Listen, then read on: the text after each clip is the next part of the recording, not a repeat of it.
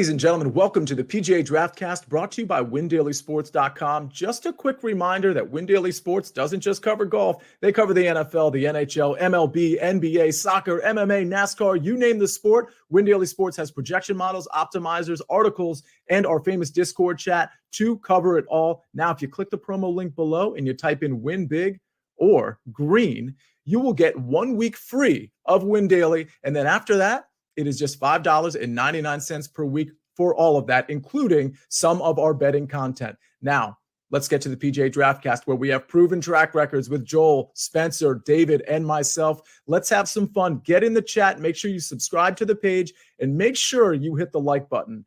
Let's do this snake draft. Let's do the PGA Draft Cast. Let's do it right now. PGA Nation! We are back, and we are back for the Wyndham Championship. I'm really overselling it. It's kind of a JV field. It's not the greatest event, but we're going to have some fun tonight. We still brought in the heavy hitters. Sticks picks, you know who he is already. The newly minted hole-in-one as of earlier today, which means he is buying all of us drinks. Congrats, all of you in the audience, too. Nick, how you doing tonight? Dude, I'm doing great. Thanks for having me. I'm excited. I thought a hole-in-one would give me the first pick, but no, you guys drive a hard bargain. So hopefully Spencer and I think you got the second pick, Joel. Don't snipe me here, and I'm excited to draft. I do think this is a pretty good tournament, though. I know the field's a little weaker, but there is a lot of course history and predictability here, so I think it'll be fun. Yeah, I mean, we say on this show all the time, some of these weaker field tournaments are sometimes the best for DraftKings purposes because there's more of an edge, right? Everyone knows to go play Scotty Scheffler and Rory McIlroy, right? But here's where you can come and find that bigger edge with some of the less widely known names. Sia, how you doing tonight? I'm just enjoying the chat right now, if I'm being honest. So it says, feels like a small part of me died after missing last week's DraftCast. I missed it last week too. And then Jeff, over in the UK, tell us where in the UK you are. He said it's 2 a.m., but I'm peeling my eyes open because I love this show. We got Spillardi, who's going to come out with our ownership tomorrow at WinDailySports.com. Love the chat. Everybody hit the like button. I'm excited. You know what's funny is last week, I didn't necessarily have the best week, especially on Friday. You know, I had a lot of Straka, I had a lot of Glover, played that chalk, but I had a lot of Lee Hodges too. So it's interesting because I did one cash lineup, 3 out of 6. It cashed somehow. And then my 4 out of 6 lineups, a lot of them cashed. So I barely lost, and I largely played tournaments. So I felt like I kind of escaped with something somehow. And I'm hoping this week I can be a little bit more on point with my guys at the top, at least. I love it. Listen, getting out of the week with a W, you take that every time, move on to the next. Spence, how you doing tonight? I'm doing well, and I have to say, I think, Sia, you are the king of content here. You knew to give me the number one pick for what this is going to do for the show when I snipe Nick with the very first selection here. We're going to get off to a good start. Yeah, Webb Simpson. Jason on tonight's show, it almost feels like getting a snipe is better than getting like the actual winner. It's like, as long as I stole your guy, I don't care how he performs. As long as I got your guy, I'm happy. That's how I can come in last place. If I can snipe Nick a couple times, I'm good to go. I'm not taking Webb. You could have Webb. I will not be taking him. No. Yeah, that's what you've told me for 2 years. And at the end of the day, you always play Webb with me. So you'll want him before this show is done. Well, we are certainly going to have a lot of fun tonight. Going to do our draft as we always do. Before we dive into things, Spence, hit us with the course breakdown. What are you looking for at Sedgefield this week? Yeah, there's a lot of rollover predictability at this course. So it's going to be a little over 7,100 yards, par 70. There's fast Bermuda greens. I would say that the greens here are very typical of what a Donald Ross design would give you with the small surfaces throughout the property. There's going to be a lot of slope to this facility. A lot of that adds into the mix for why we get an increased rate for 3-putt percentage on the track. We have 8 of the par 4s that measure between 400 to 450 yards. That's a very significant rate that explains the 8.2% increase the event experiences with iron shots between 125 to 175 yards. I do think that there are various ways that you can look at this course. Like you can try to find comp courses that stretch under that 7,200 yard mark. You can get an idea of accuracy probably better that way than just looking at a total driving metric from any course that's thrown into the mix. But I would say because this is a birdie event above anything else, and this is probably a ball striker course above anything else on top of that. This is a venue that demands excellence in finding fairways off the tee. I think this is a track that just sort of renders an expectation that you would expect when you look into the historical perspective.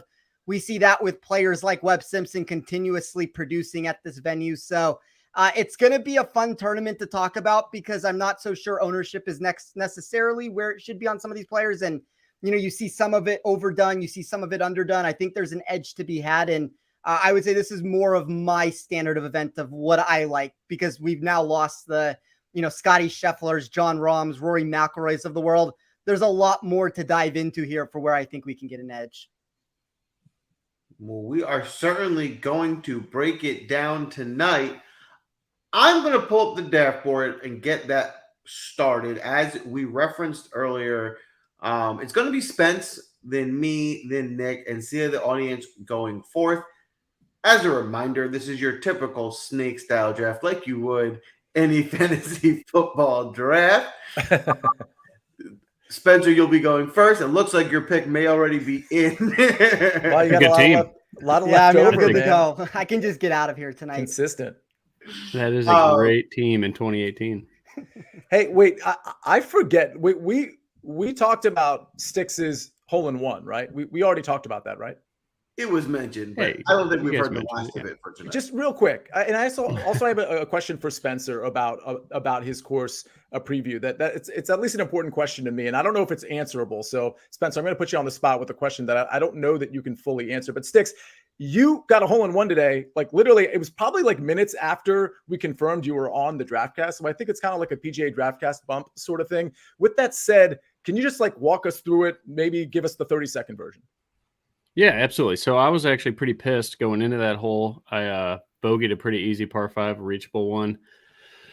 Fluffed a wedge on that hole. I still don't even want to think about that hole. But yeah, come up. It's an uphill par 3, about 191 yards, I believe, is what the rangefinder said and the scorecard said. So the pin actually played to the number.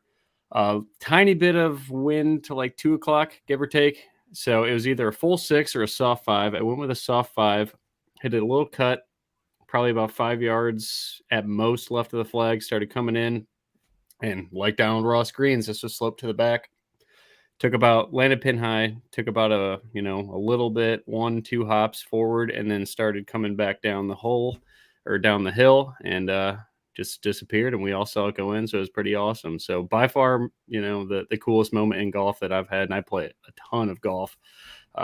Always, like, every day I'm on the course, and like if you hit a good par 3 shot, you ask for the 30-second show. Sorry about that.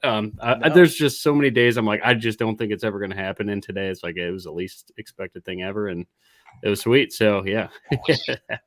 So everybody, if you haven't already, it was cool. Check out Styx Picks on Twitter, because obviously we don't have the video of the shot, but we have the video of him, or he has the video of himself kind of picking up the ball outside of the hole with his friends around it and whatnot. So go wish him a congratulations on that thread and hit the like button and all that stuff. Spencer, here's my question for you. I do want to get the draft started, but so we've got like a narrative about this course that I think is pretty on point. Like, listen, you want to keep it in the fairway. You want to be able to get your approach shots, close, and it becomes a putting fest from there. And I think the narrative is like, let's keep it in the fairway. But there's also those guys that are inaccurate, at least, when we look at the accuracy off the tee, but they're probably going to club down. I'm just wondering, when you're looking at that, like, how do you distinguish? Because I like a lot of guys that are, quote, inaccurate, because I think they're probably going to be clubbing down and keeping it in the fairway. A lot of those guys have been really hot on approaching with the putter. So I'm just, I don't want people to think, oh, I got to go just with the super accurate guys, because then everybody's going to be doing that. And a lot of those guys are going to crash and burn too. So I'm just curious how you're handling that juxtaposition. I think that's a really big mistake everybody's going to make this week by just taking the broad sense of that answer of accuracy, finding the most accurate golfers and moving forward with this. Like, this is not the same venue as your 7,600 yard track where somebody can bomb it off the tee and, like, you might miss a fairway, but it's not as big of a problem. Like, we want players that are going to find it in the fairway, but there's a difference here when everybody is clubbing down and players are landing into the same spot. So one of the things I did in my model, just to give a very quick answer to that, is I did look at comp courses that were under 7,200 yards. that my model deemed to be a club down venue. So I took strokes gained off the tee at each one of those tracks, added it all together, put it into my model. So there are certain golfers that are not, quote unquote, accurate golfers off the tee that all of a sudden at this sort of a specific venue did see a massive increase in projection for me. And I think that's kind of the one big key to this event that I like a lot when I was talking about there being an edge is everybody's going to take that simplistic answer of this guy is accurate or this guy is not accurate, build a model that way where I don't think it matters, technically how accurate or inaccurate you are. I think it matters of how accurate or inaccurate you are on a specific venue that mimics the one that we have on hand. So anything that's shorter, anything that demands what we're asking for this week. And I mean, there's a lot of players that we'll talk about. And as names come up, I'll mention if they were big climbers or big fallers in my model for that sort of a venue that we have this event. I love that. Okay. I think that's a really important answer for this particular tournament. Because again, there's a lot of guys that you're going to see if you're looking at metrics, for example, and you're going to be like, he's wild off the tee. And it's like, well, there's a lot of guys who have really good history here who are traditionally somewhat wild off the tee. You got to keep that stuff in mind. So Spencer, you've already made your pick, Webb Simpson. So Joel, I guess it's already on you. Oh, wait a minute. Oh, this must be some sort of joke. Spencer, I guess you still have license to make a pick. So as much as I'd love to take Webb Simpson here and go that route, I can always get him in the second round since Nick told me he's not going to take him. So he's a man of his word. I know he's not going to lie to me. Can I guess who you're taking? Yeah, I mean, you're going to guess it right. It's Cam Davis. No. Oh, okay. Never mind. I don't think I'm sniping this from you technically, but this is my version of Webb Simpson that I refuse to go on a show with you and not make the selection number one overall. I am taking Alex Noren with the first pick. And there are some realistic reasons why I'm giving this answer rather than trying to be funny about it. Like I wouldn't make a pick on here if I was just doing it for the joke of it. Noren's statistical profile is really intriguing. And I know this is a tough sell for when Nick and I this entire season have told Alex Noren at this event, Alex Noren at that event. And it hasn't necessarily come to fruition the way that we would like it to, but I think there's a big difference in projected win rates or safety when we're looking at Noren at 300 to 1 at the Masters, or when we're looking at him here at 80 to 1 in a much weaker field. So, if we look at what he's done recently, 3 top 23 finishes over his past 4 starts. And then all of a sudden we get this data return that is really starting to click for him at a venue that should at least accentuate that high in nature that placed him third in my model from 125 to 175 yards. That's that 8.2% increase that I was talking about. He ended up being the first place grade in my model when taking this pitch and putt contest sort of thing. So 125 to 175 yards. How likely are you to put it close? And then how likely are you to make the putt? I don't think this is like the Alex Noren answer that Nick and I have given a million times to where he's 33rd in both of our models. He's, in the mid 6,000s and we think we're getting value at the price. Like I think as a low $7,000 golfer, he should be a mid $8,000 golfer in this field that's not being priced accordingly because of what he's done this season. And I think there's a lot of upside that can be had here. And just as one last note before we move on to Joel's pick, the other answer that everybody would say is that he doesn't make enough birdies to succeed at a birdie fest. I think any time that you get these club down venues or any single time that you get these venues where it's an easier scoring venue to begin with, he's a 97 spot increase in my model and projected birdie rate on this specific course than he would get on a generic venue on tour. I think this is the perfect venue for him to find success if he's going to do it. Obviously, he has a lot to play for the FedEx Cup playoffs. I don't know if that's a good or a bad thing. You can make an argument either way with that. I don't think that you should be rostering or not rostering players because of that, but I think he's going to bring the best version of what he's had this season to this event. And he's been pretty good lately. Like 3 out of his last 4, he's been inside the top 25. One of those has been a top 10. One of them has been a top 15. There's a miscut in there as well. But, it's funny because I was undecided on Alex Noren. I think in that 7K range, and we'll find out real quick, between like 7K and 7,500. Like a lot of us are going to like a lot of guys, which is kind of cool, right? Because I don't think there's going to be anybody necessarily super chalky since there's so many guys. But I think you're right when it comes to his price. I think you could put him at like 70. I know you said mid 8K range, but I think you could put him at like 7,800 and be like, all right, I guess that makes sense. Noren's, been pretty good lately. It certainly hasn't been good on the season, but Yeah, Sticks, before we get to Joel's pick, I mean, it sounds like the Better Golf Pod, which you can catch in your feed. If it's not there already, it'll be there within the next hour or so, or is it already in people's feed, guys? No, we're pushing it to tomorrow to wait for underdog slates to open up. So we're subject, right. But it'll be tomorrow. Yep. Okay, Better Golf Pod. Make sure you're subscribed to that podcast. But it sounds like BGP has been all over Alex Noren, Sticks. So are you supporting the Alex Noren pick here at the Wyndham Championship? Ooh, tension. I like it. I think he probably could have got him in the last round. I don't think anybody was going to take Noren here unless you guys think so. So it's like, what did you give up to take Noren? I don't love it, but I'm okay with it. So he is one of my favorite guys in that range. Like, I'd much rather have him than Kevin Streelman, or Højgaard's probably going to have a ton of ownership. So to get like a 5% ish Alex Noren, I'm okay with it, but didn't think you need to start the snake draft with Alex Noren, in my opinion. I mean, this would be the tournament to do that, though, because I think at the top, and I'm kind of speaking to my teammates here, the audience, I think at the top, it's pretty fragile. There's only a couple of guys I'd even really consider. So I think that's why you could probably just take Alex Noren now. But Joel, it's finally your pick. We'll try to pick up the pace a little bit for everybody that's watching. We'll rattle off some picks here. Joel, who are you going with? Well, I actually just changed my pick, thanks to Sticks. Thanks to the information you've provided. I was planning to take Cameron Davis, not first. Now that you've mentioned him already, I figure I better get him now before he goes first. So, he was going 1-3. Table talk backfires. The reason for it is we've seen it. We've said this on the show often. He does really well on these types of courses where he has to club down, take his driver out, be more strategic. This is like the type of setup that he excels. And to put on top of that, he's playing good golf. The last couple of weeks, he's been in really good form. He's got you a bunch of top 10s already this season. At 8,800 at ownership, better than the guys surrounding him, I think Cameron Davis is a really good pick this week.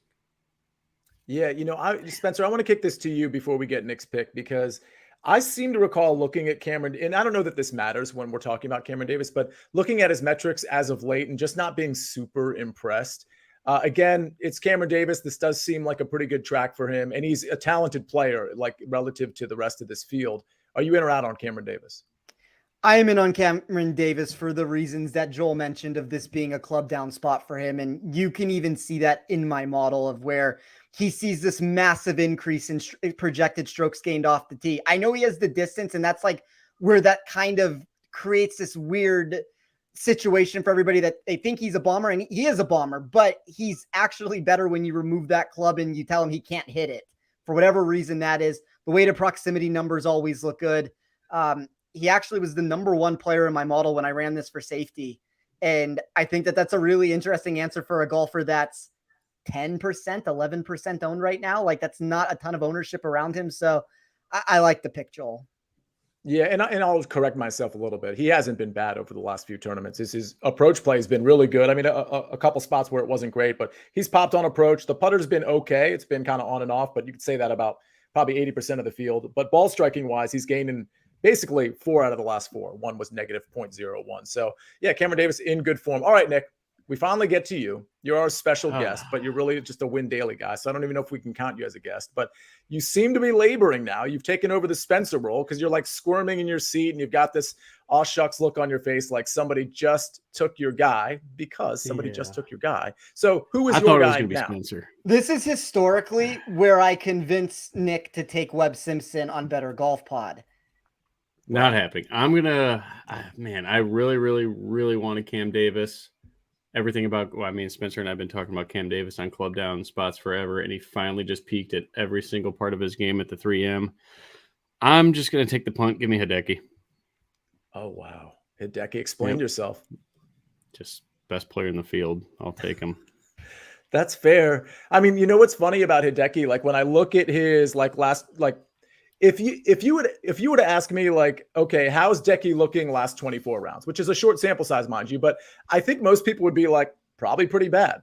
Last 24 weighted tee to green, I have him number 1 in this field. So, I mean, I don't, and by the way, weighted approach, I have him number 2 last 24 rounds. So I don't really like Decky this week for some reason, but the metrics support that what Nick said is right. He's the best person in this field. So Joel, while we're taking audience nominations, I got to ask you, because that 10K and above range, I'm just not that huge a fan of. But I don't have a huge argument against Decky. What about you, though? So I'll start by saying, you know me, I love Decky, and I like him this week.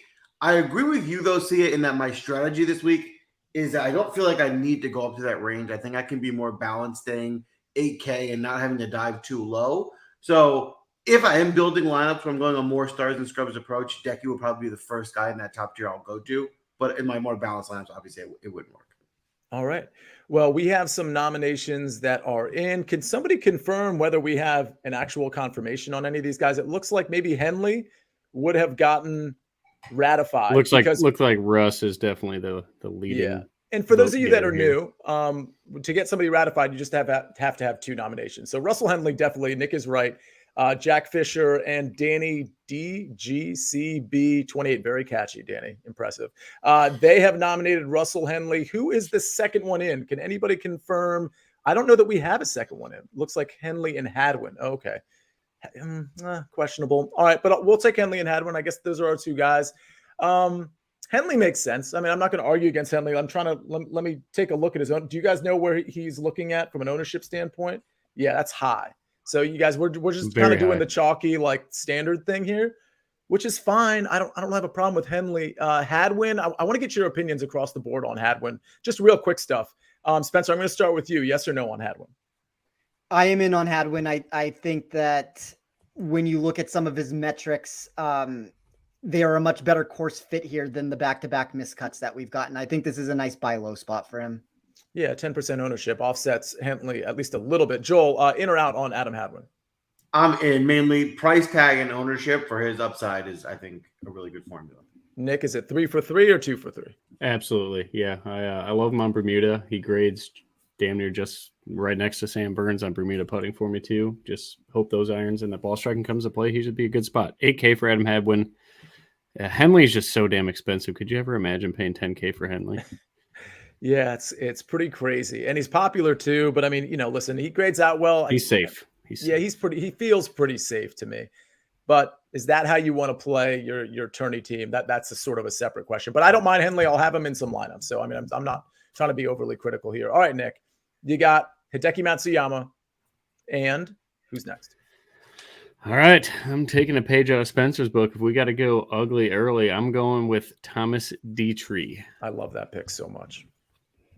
So speaking of I'm sorry to cut you off, Nick. It sounded like you were stopping there anyway. But so this is one of those guys, and Spencer, I'm going to go to you here because this is one of those guys where if you look at his metrics, well, he's not accurate off the tee. So okay, I guess he's out. But I assume, and maybe you could explain this better, or maybe you have more intel than I do. It's not like Thomas Dietrich and his caddy go to the course and they say to themselves, "Oh, I guess we're screwed because you need accuracy, you need to be in the fairway here." Obviously they're talking strategy. I gotta think Dietrich knows to keep it in the fairway. And the thing about Dietrich, and I'm not a Dietrich guy, I've never drafted Dietrich on this show, but his approach play and his putting have been very, very good. So if he keeps it in the fairway, and if his approach and putting are really good, and I'm trying to eye his ownership here. I can't imagine he has a ton of ownership. And, it's less than 10%. It's creeping up there a little bit, but I think this is a tremendous value with the listen, it's not safe necessarily, but the upside seems to be there. So Spencer, what say you on that? I think this is a very similar answer that I gave with Alex Norton. It's a little bit different with more of the inaccuracy that he has off the tee, but he's good historically at these shorter venues where he does club down. The putter is great for him. The weighted proximity is really what you want to see. I think he's a good pick. He's going to be sub 3, 4, 5%, depending on exactly where he comes in. I'm always one of the proponents, like you said, Sia, that you don't take Dietrich. Well, I take Dietrich every single show here. I probably would have taken him this week if he would have fallen to me at some point. So I like the pick. Yeah. And I'll have my, just FYI, I'll have my outrights in the Win Daily Sports Discord. And I've got 5. One's kind of a long shot at 80-1, but the furthest one other than that 80-1 long shot is Thomas Dietrich at 60-1. So, I mean, I do think the other 3 are a little bit safer than Dietrich, but I do think Dietrich offers some pop potential, especially with how fragile it is at the top of this field. Joel, it's your pick. So real quick, in or out on Dietrich, and who is your second guy in after Cameron Davis? So I am actually not in on Dietrich this week. So I'm a little bit different from you guys, mainly just because there's other guys in that general vicinity that I prefer. And then, as I mentioned before, who are those? If you don't mind me asking, who are those guys? Because I'm looking at it like everybody's going to go to Harris English, Eric Cole, and Billy Horschel. And I think Dietrich has much more, top 10 upside if that's what we're looking for at that price than any of those guys. So, Sticks, appreciate your question. Hold that thought for about 25 minutes from now. I don't know the rules. Yeah, I don't know the rules. I don't want to make the same mistake you made and give you my pick when then I will lose. But we will get back to that. And actually, I literally am changing the pick right now because you just mentioned one of the guys that I thought would have been around later that apparently won't be because of your mention. So I'm going to go ahead and take Billy Horschel. And my explanation behind it is I like Billy Horschel because I was playing him a lot last week in Showdown. He's playing better. He's been pretty bad this year, but he's playing better. As your game is on the rise, there's no better spot to get to than a course where you've had a good history, a course that you like. And his one big glaring weakness right now is his approach play. It just hasn't been very good.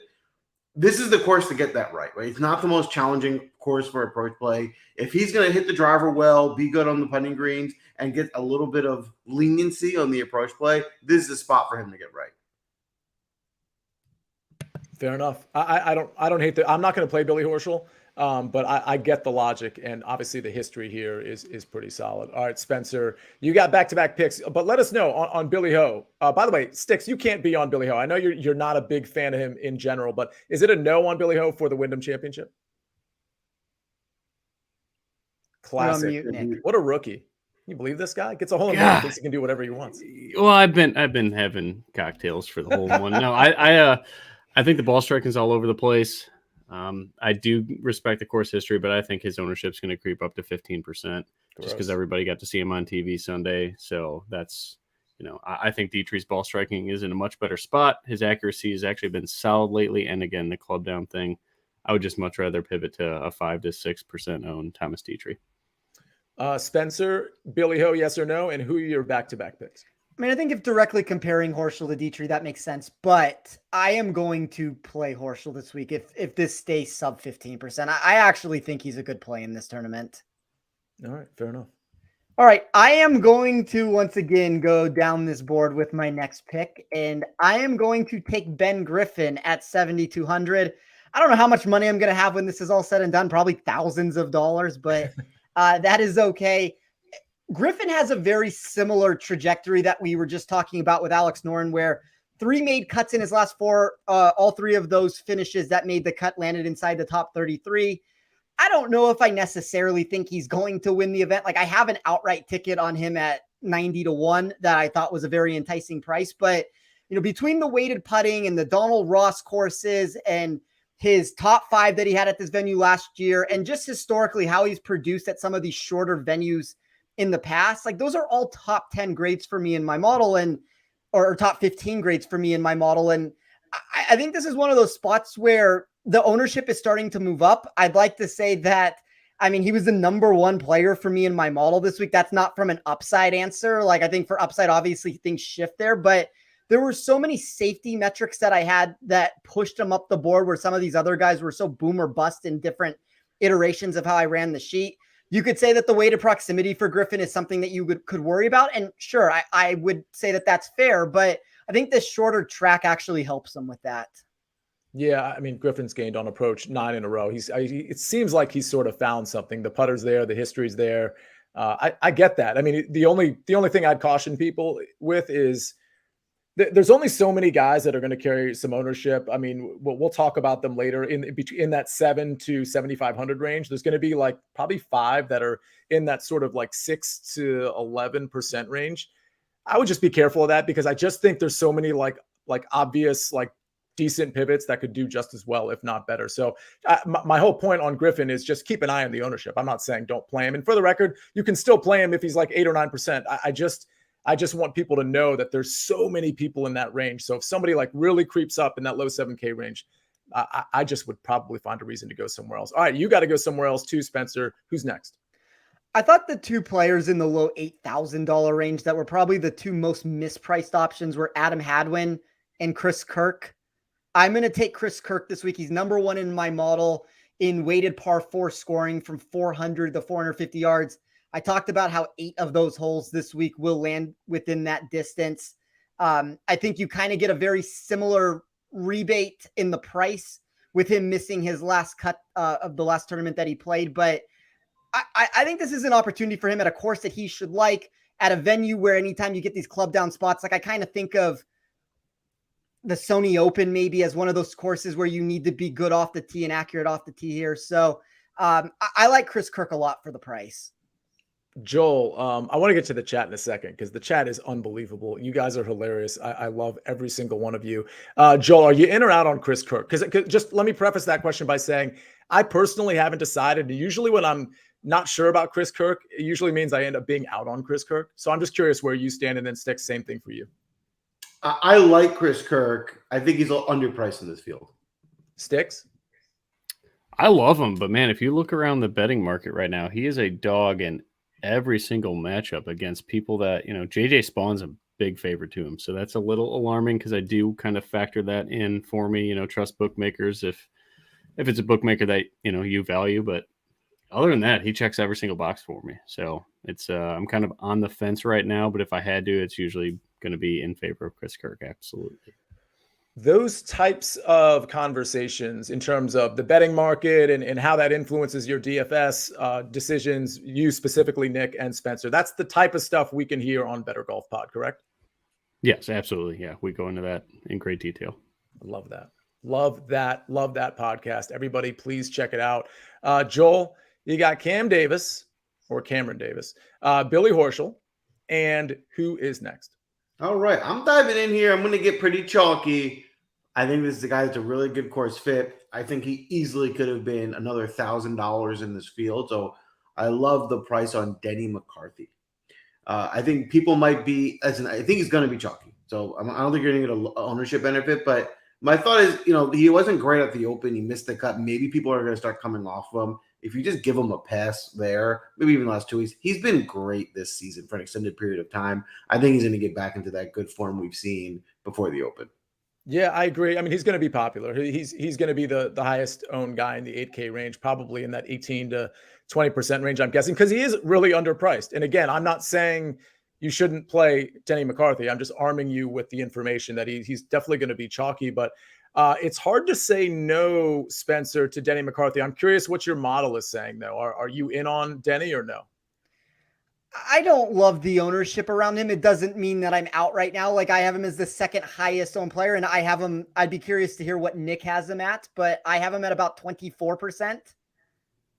Yeah, that's pretty high. Okay. Sticks, you looking at the same stuff? Yeah, 22 is what I got. Yeah, I mean, and I don't know. Maybe people will jump off of him because they're seeing that ownership this early. Yeah. Does seem safe, absolutely. And if you think he's going to win, like you kind of got to play. You got to play him if you think he's going to win. With that said, real quick on the chat. I mean, you guys, DT in Phoenix, otherwise known as Dave. There's no context for this. I just want to read the comment because there was context, before it. The semi-pro stuff. Yeah, he says we filled a need. Nothing personal. We needed clean clothes. Just classic, just great stuff. DT in Phoenix was watching a different show of mine, the Early Wedge, this afternoon at 3:00, and he got Coach fired up. Yeah, well, he didn't really get him fired up, but he got Coach fired up. Do you guys want Coach to stop by this show? He doesn't really do DFS, but he should stop by this. He'll stop by the show. What do you think, audience? I think he's a good listen. Yes.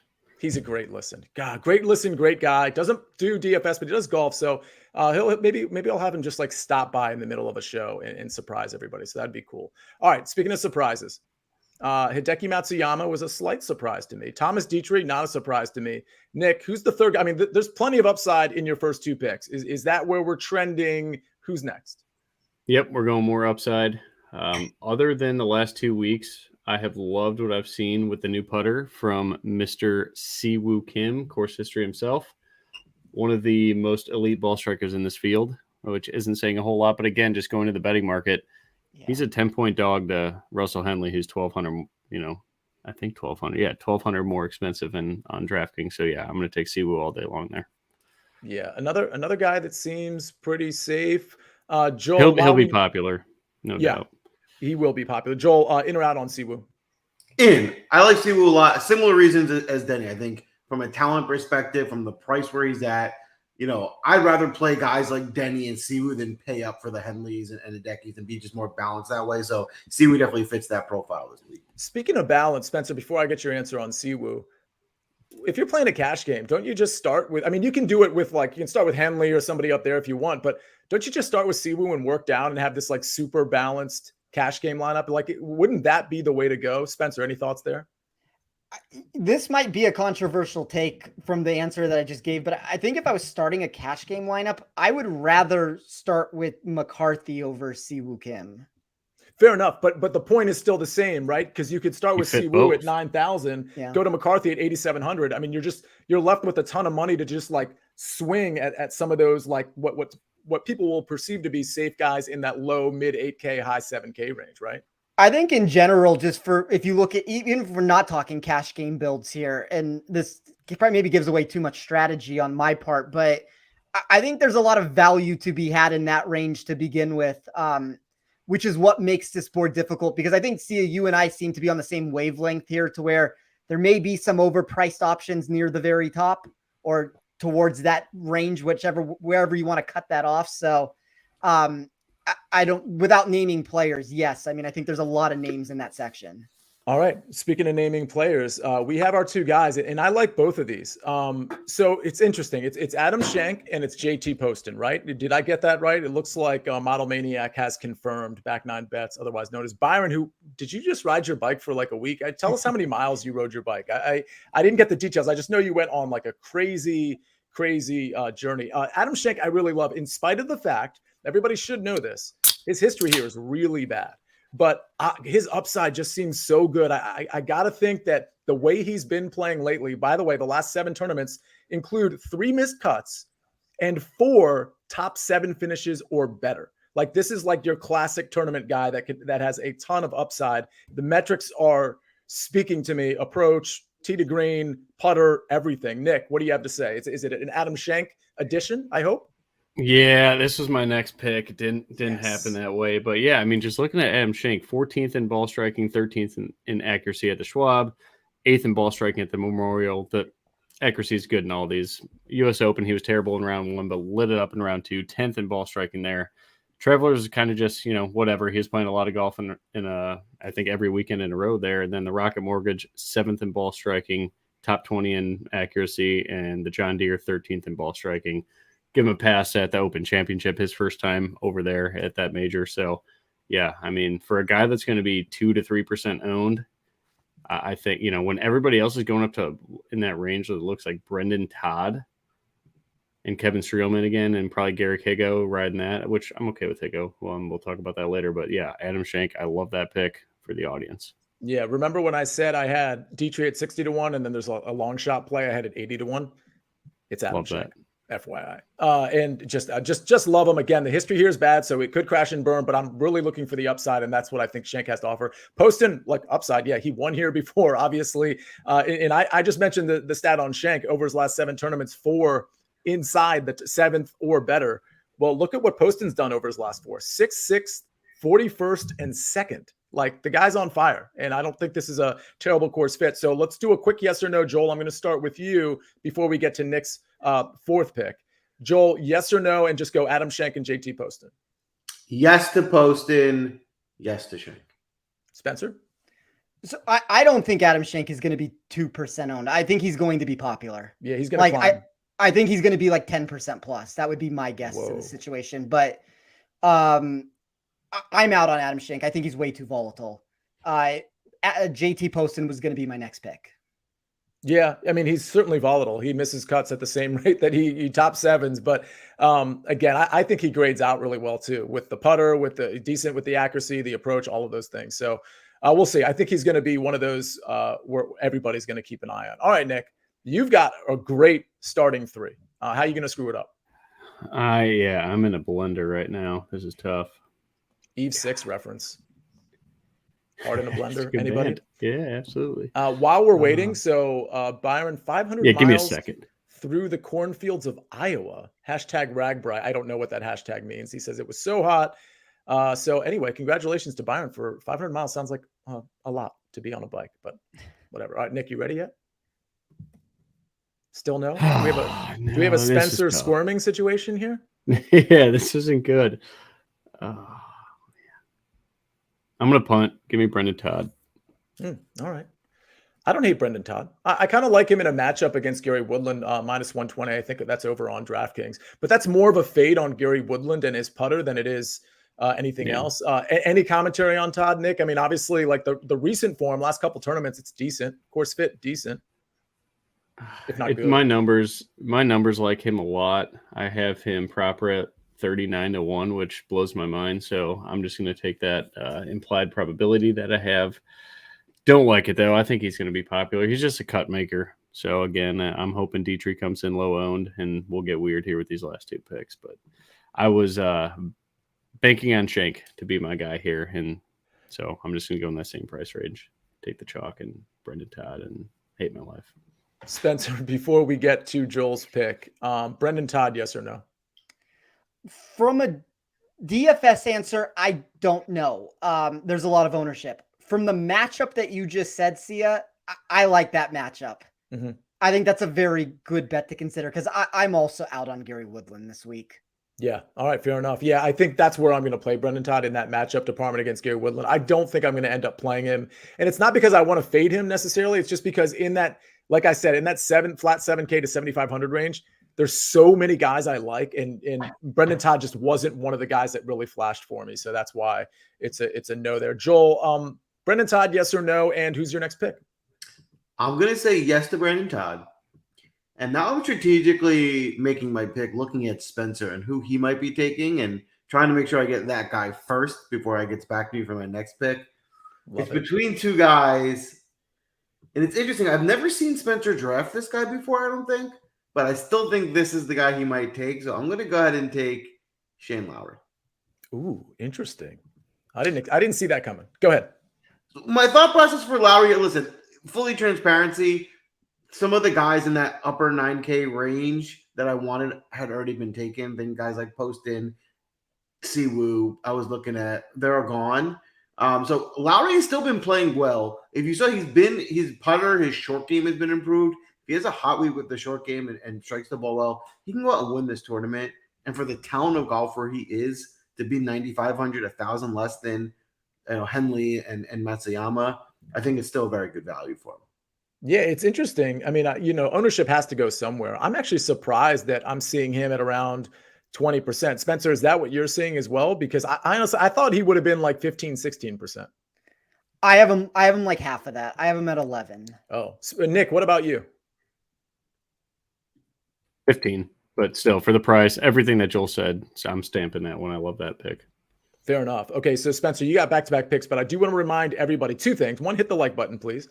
And two, Spillardi, who's in the chat, Sicily kid with Win Daily Sports, he's going to have the ownership article, which is super on point. And it's not just an ownership article, by the way. He puts picks out there too, which are just really, really good. But anyway, that comes out tomorrow, early afternoon, or I should say late afternoon. So we'll have sort of figured out like the Shane Lowry ownership and some of these other guys, because right now we're not working off Win Daily numbers. We're kind of working off our own numbers, and then the Win Daily numbers are at least the ones I lean on once they come out. So Spencer, you've got Alex Norn, Ben Griffin, Chris Kirk. Really interesting start. Who's next? Yeah, I would have loved to have had JT Post in here. I would have considered Thomas Dietrich. Like there's a lot of routes of players that are off the board. Cameron Davis, obviously. I think it's an interesting thing because even like Joel was in this predicament just 1 second ago of how he wanted to round out this build. And I think I'm going to go a little bit differently with it. So I'm going to start with, you know what? So there were two players last week in my model that after Thursday were the two largest underachievers that I had. So that's just taking their baseline putting statistics with the ball striking that they put together. One ended up making the cut. One didn't make the cut. I'm going to take both of them here. I'm going to take Steven Yeager at 8,900. Now, the putter's always bad. I understand that. I have some reasons to believe inside my model that this might be a good fit for him with this green texture. He sees an upside. And I think if like you always look at players of Jaeger's skill set when they put this together. The ball striking's good. The ball striking's good. The ball striking's good. As soon as the putter's good, they win a golf tournament. And that's what we're waiting on right now, is 1 week that the putter can be good. The second player is going to be a very similar answer to the Cameron Davis response of earlier. I just think for a lot cheaper. That's going to be Taylor Pendrith for me. My model seems to think he's better in these club down spots. I know markets don't necessarily love Pendrith this week, but top 15 of my model in pretty much every iteration of how I ran it. I don't think that missed cut last week is quite indicative of how well he played. I think it might be a really nice buy low spot for him where the stats are actually better than the performances have been. So a couple things here. Pendrith is so interesting because I liked him a lot last week. I played a lot of him and Keith Mitchell last week, which I don't think were like super popular players. Obviously, Keith Mitchell ended up paying off kind of for all the wrong reasons. I don't know. I didn't really like how he got it done last week, but Pendrith is one of those guys, like I've kind of made a commitment for myself that if I'm on somebody and they miss the cut, like the next week, unless the course is drastically different, and this is a different course, it's certainly shorter, I'm probably going to go back to him. So I'm going to have some shares of Pendrith, even though I think it's potentially crash and burn season. The thing about Jaeger that I love, and Joel, we'll get to your pick in a second, and Sticks, I'm going to ask you about Jaeger because, yeah, the putter's not good long term. But if you look at the last 7 tournaments, he's gained with the putter in 5 of the 7, which to me, when I see stuff like that, and some of them are like somewhat significant gains, like over 2 with the putter, over 2 with the putter, over 3 with the putter. Granted, there's one where he loses 7.36 with the putter and one where he loses 3.5 strokes with the putter. So yeah, like that's definitely there. That's in the range of outcomes. But to me, if you've gained in 5 out of 7 with the putter, I think maybe you have figured something out, and the ball striking is definitely there for Jaeger as it always is. So Nick, I think you're kind of a Jaeger guy, right? Like how are you feeling about the putter and his chances at this tournament? Dude, my lineup is in shambles. I love Jaeger. That was my next guy, awesome. The German Hammer. So yeah, I love the pick. I think everything Spencer said, I would echo. I literally wrote down damn near every word that he said. I probably spent too much time with him that I know what he was going to say, but I was hoping he fell one more round, but I love the pick. I think at 8,900, it's a really good spot for a guy that's consistently striking the ball extremely well. You hope the putter gets there a little bit, and he's got winning upside, like Spencer said, for 8,900. That's a no-brainer for me. Going to end up giving out my own card because one of my 5 outrights is in fact Steven Jaeger. I think at 45-1 if memory serves. So Joel, real quick, in or out on Jaeger, in or out on Pendrith, and then go ahead and make your 5th round pick. I'm with them. I'm very high on Jaeger as well. I like Jaeger a lot this week. The price tag, the ball striking. Pendrith, I like. Not as high as Jaeger, but he's someone that would maybe be toward the bottom of my player pool. All right. Joel, you've got 2 more picks to make, but we're going to hear one of them right now. So I'm between 2 different routes. There's a pairing I can afford one way, and I got to go over a cheaper guy the other way. And it's a tough one. But I'm going to go with Benny Ann here. And the main reason for it being, I'll just say it now because I'm not going to take him. It was between Benny Ann and Aaron Rai. I really like Aaron Rai, but the guy I want to take next, I can't afford if I take Aaron Rai. So Benny Ann I had to go with because I could afford him. But Benny Ann's been playing really well. I mean, his last two tournaments, he's made putts, and that's what matters. And if he's making putts, his ball striking, his birdie, his ability to get birdies, that's what translates in a tournament like this. So I think he certainly has some upside, and he also has some scoring upside in that he can get a lot of birdies and get them in bunches, which you get those points in your lineup goes a long way. Yeah, I don't have a problem with Benny Ann. I don't know how much I'm going to end up playing him, but I don't have a problem with him. And his history here is pretty good too. His form seems to be pretty good. Nick, we're going to go yes or no on Benny Ann. Indifferent. I like it. I think it's okay for the rest of his build. Makes a lot of sense. It's very balanced. I think it's a perfect spot. It's a guy that can get hot and make a lot of birdies. All right, Nick, we got another pick to go, but Spencer, real quick, yes or no on Benny Ann? I think where Joel was with his lineup, I like the pick.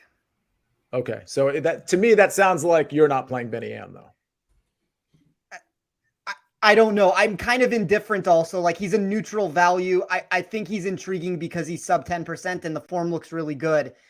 He's not a person that I am removing from my player pool and saying, like, just immediately and saying that I don't think that he has upside. This could work out for him, and I think this is a good course fit for him.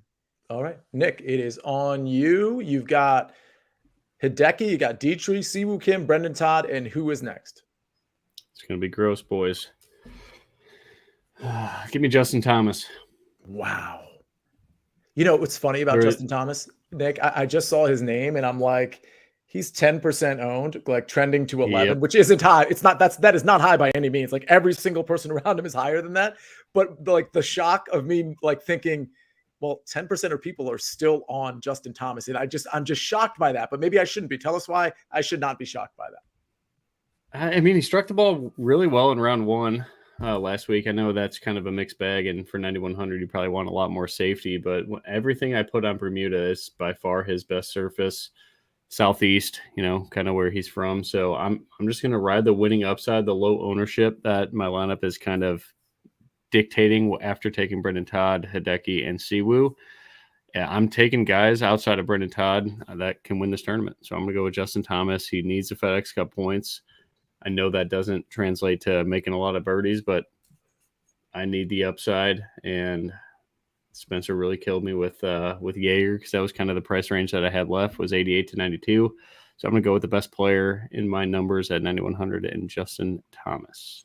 We've had a lot of good stories this year, like on the PGA Tour, like really good stories. Like, I mean, there's so many that come to mind. For some reason, Nick Taylor was like the first that came to mind, like over at the RBC Canadian. He won that, right? Am I missing something? Yes, sir. So, yeah, that was great. But there's been plenty of good stories, but like the Justin Thomas comeback story, if he were to win this tournament, and of course qualify for the FedEx Cup playoffs, but like just to even win a tournament for Justin Thomas would be like an amazing feat given like the state of his game over the last, year, but especially the last few months.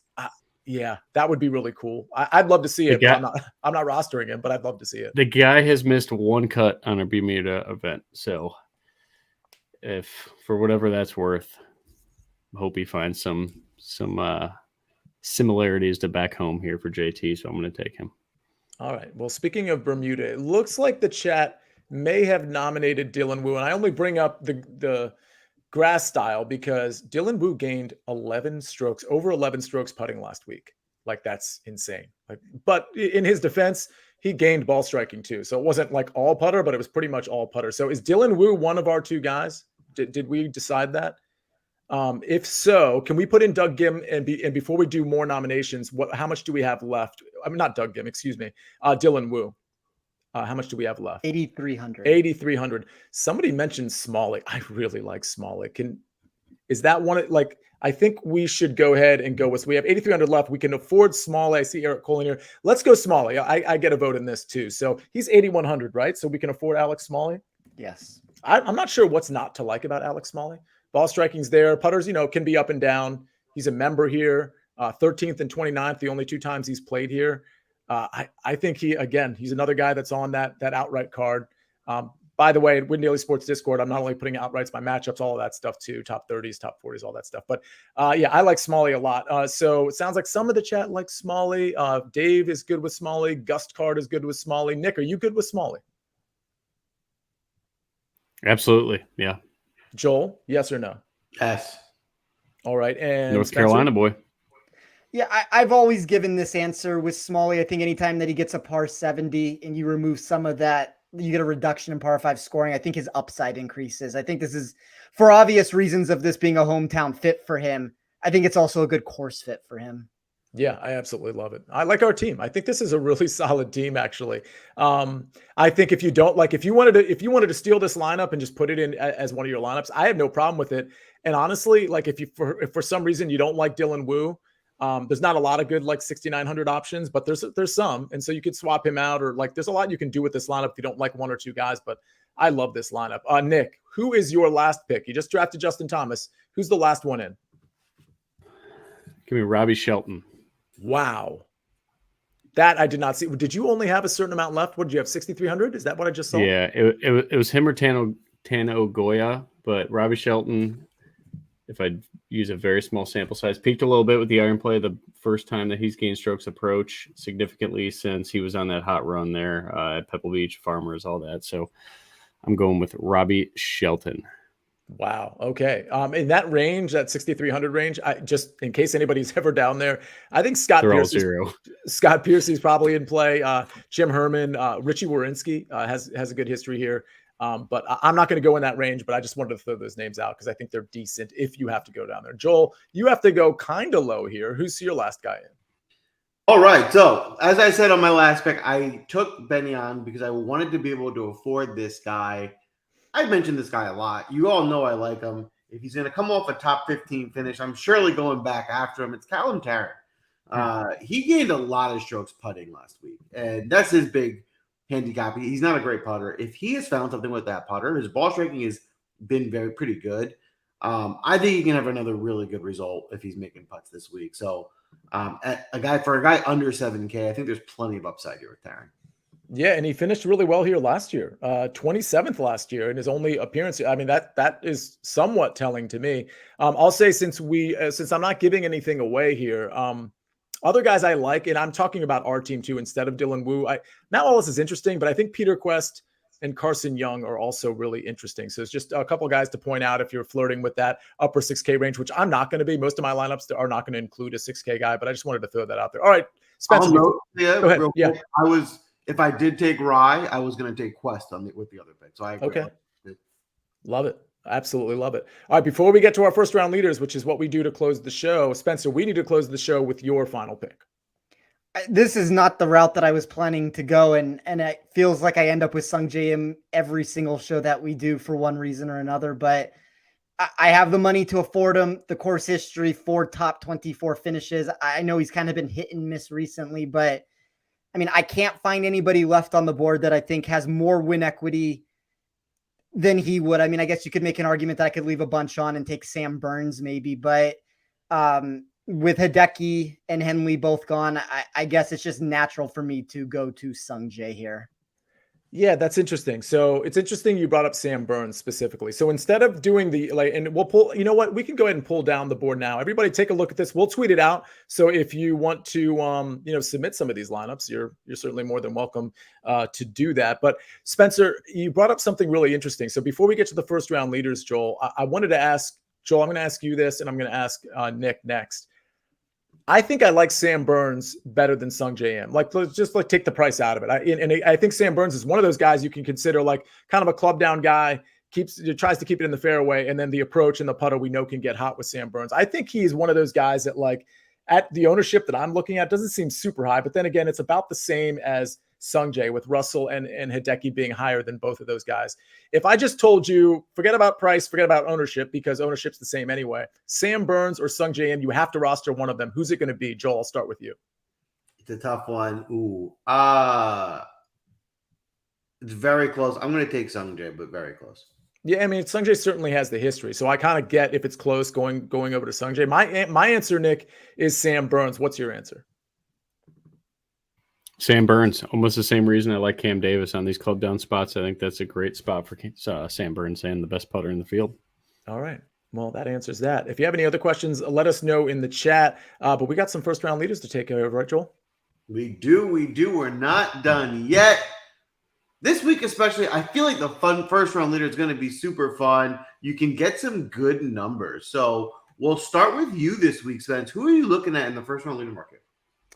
Well, I'll suck some of the fun out of it since I only have one pick to give on this show right now. But I will say Steven Yeager at 55-1. I like it. How about you, Six? Do you have any first round leaders for us? I have 2. Can I name 2 or do I pick 1? You can name as many as you'd like. I'll go Cam Davis 55 and Shane Lowry 55. You know what? I would like your team if you had drafted those guys on it, because that looks like a good posture. That's what I was trying to do. All right, I got a couple this week. I'm going to start with Alex Noren at 65-1, Harris English at 60-1. I have 2 more that now I saw Billy Horschel at 60-1. And my last first round leader play, a little bit more of a favorite, who I think can pop this week at 45-1 is Denny McCarthy. Mm-hmm. All right, Sia, enlighten us. All right. So I've got a couple afternoon guys splashed in here, but it's mostly morning. And I have 6, which is a lot, but 3 of them are 80 to 1. So like it's complete sprinkle season on those 80 to 1 guys, and 3 that I kind of believe in a little bit more. 2 of the 3 are morning guys. Okay. So I'll start with the long shots, actually. Nikolai Højgaard at 80 to 1.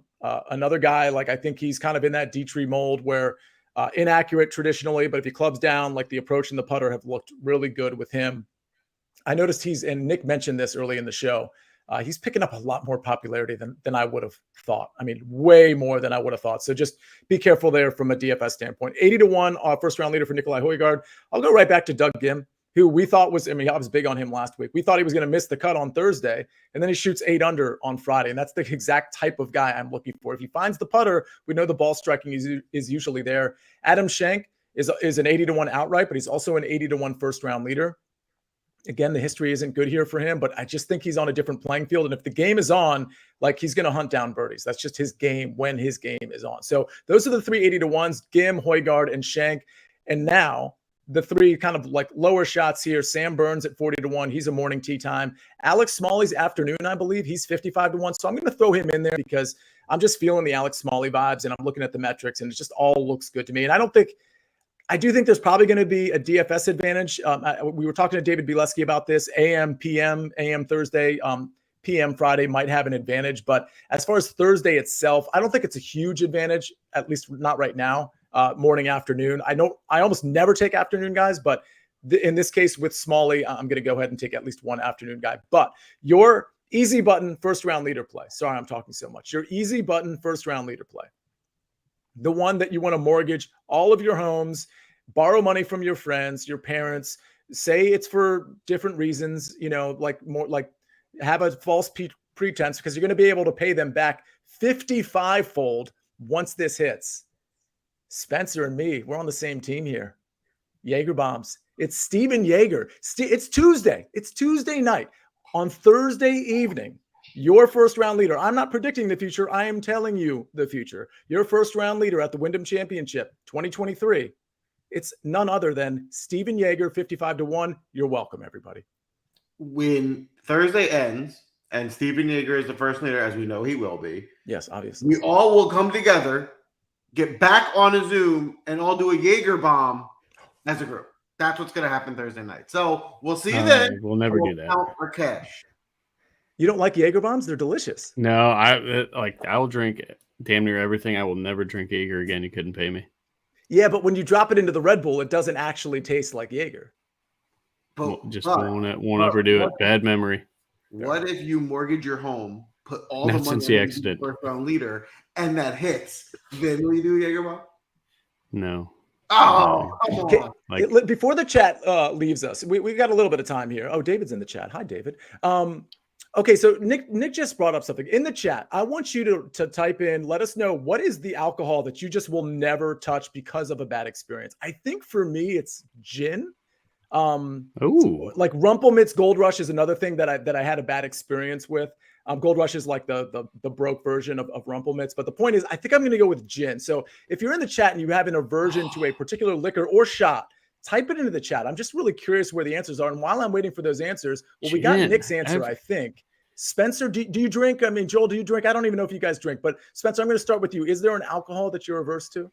I don't drink. Okay, well, that answers that. So all of them. Joel, is there a bad experience with?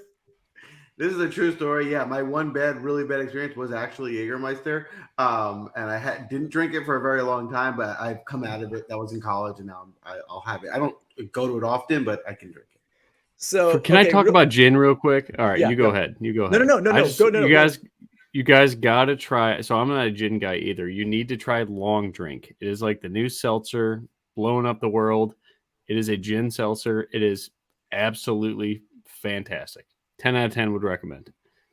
So just real quick, just so I'm clear on this, like Jaeger is it's like a black licorice taste, right? I mean, we all agree with that, right? Yeah, it comes out that way too. I find black licorice like absolutely gross, but for some reason, when I get like a chilled Jaeger, I'm like totally cool with it. I don't know why. And by the way, we've got answers. Well, Brett, I don't know what SKU is. Should I know what SKU is? What's SKU? Anybody? I don't know what it's. Okay, so gin from Dave, tequila from Wayne McCoy the second. I get the tequila thing. I like tequila now, though. I'll drink tequila on ice. I just think it's delicious. Bud Ice from Edward Gale. Yeah, we've all been there. Bud Ice. Bud Ice. It's been a while, but we've been there. Sambuca, Sky Vodka. Oh, so he's going brand. Brent. Wow, you must have like shares of a different vodka, of like Diddy's vodka or something. Jaeger bombs are not delicious, says Zach. Gin for Dave. Already mentioned that. Sambuca. All right, we got a lot of answers. All right. Apparently, Brent. Ricky Fowler is a co-owner of this long drink as well. So you guys got to try it. All right, real quick. Your hat. Somebody complimented it. What is that hat? Is that something I should know? What is that? You've never seen the movie? Yes. Okay. I just get it. I'm sorry. I wasn't able to see. Like, okay, I got you. Well, you see it. Were you lost the whole time in the chat? Everyone's been referencing. They were making movie quotes. So I was dying laughing this whole show. I knew that. Yeah, no, I knew those were the quotes for that movie, but at first I didn't. So yeah, I got it. I got it. Like when I was reading it off, I was like, oh, okay, these are the references. Okay, so DT's all Dave's freaking out. It's like, see it. All right. So we learned a little bit of something today, Joel. I think that's got to be it. I mean, should we wrap? I don't know. That's a wrap for today. Hey, Stitch, big thank you for coming on the DraftCast. Was a pleasure drafting with you tonight. Well, everyone, give us the like button. Give us a follow. We're going to post these rosters on Twitter tomorrow. We're going to find out who you think's going to win. We're going to crown the winner next week. Anything I'm missing, Sia? We're missing Spilardi's answer. Sicily Kid, ownership article out tomorrow. He says Boone's Farm Strawberry Fields decades ago. Like, correct me if I'm wrong, but that's like the box wine, right? I think so. It's like $8 box wine. That can't be good. That's hilarious, man. That brings back the college days. Like all the girls were drinking Boone's Farm from what I remember. I think that's it. Sticks, thanks for coming on to the show. Better Golf Pod. You guys are recording tomorrow. Normally you record tonight, but you're recording tomorrow, correct? Correct. And Sticks got a hole-in-one today, and we brought him on the show. So keep that in mind when you're making your lineups. Like if you watch this show, I think something good might happen in DFS. So when it does, you tweet at us and let us know, and hopefully we helped. Oh, and there's one more thing I totally forgot. Joel, I forgot. This is embarrassing. Sports.